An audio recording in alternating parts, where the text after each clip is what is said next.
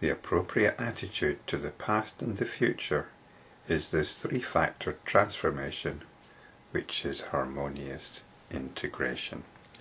The last two videos were dealing with Sutra 16 of Book 3. This is the first application of samyama, translated here as harmonious integration.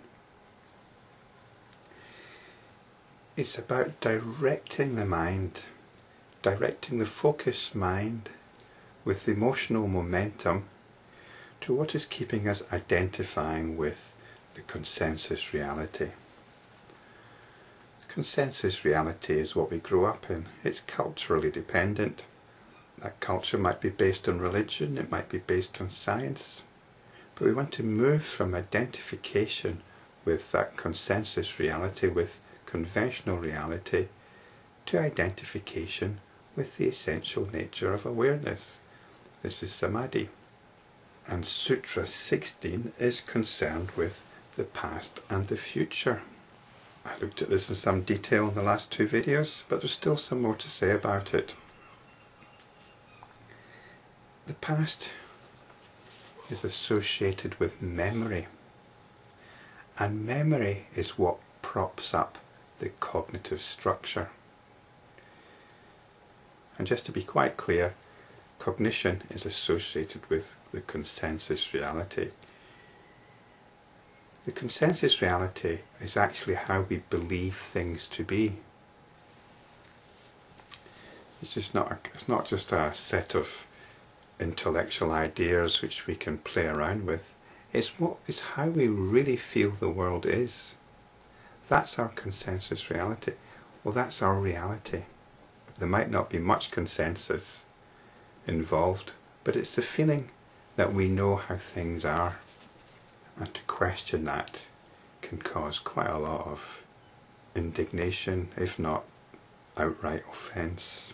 So, memory is what props up the cognitive structure, and this was pointed out right back in Book 1 in Sutras 5 to 11.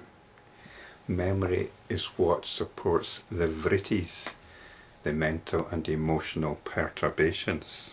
So, knowledge of past and future means having the appropriate attitude to memory, a proper understanding of memory. And as I pointed out at the time, memory is not simply a set of scenes that we bring to mind. Memory is an emotional thing. Memory is the tone, the emotional tone that we're in at the moment. We keep reinforcing that tone because this is who we are. It might be pleasant, but most of the time it's often unpleasant. Most of the time we're anxious, we're resentful, we're angry, we're fearful, and we feed it. We feed it all the time. This is memory. We are remembering the tone. We're remembering our emotional tone all the time. So in Sutra 16, we need to get the appropriate attitude to this. And it's with samyama that we observe how we are remembering, how we are reinforcing our emotional memory.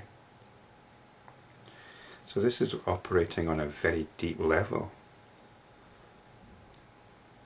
It's a no-nonsense awareness. And we have the choice of heading into the future by carrying on doing the same thing, reinforcing the same old emotional drama over and over again, or dismantling it and remembering something else, remembering the nature of our essential awareness. So this is the appropriate attitude. This is jnana. The appropriate attitude to the past and the future is the appropriate attitude to memory. And this is true knowledge. Knowledge of what is taking us from the past into the future. Knowledge of how we are reinforcing the same emotional tone, the same emotional drama which we think of as us. Samyama means undermining that, means not playing that game anymore, not indulging that drama. We see it. We see how it's working. We see the cage we build for ourselves. And instead of building the cage, we can leave it behind and step into perfect freedom.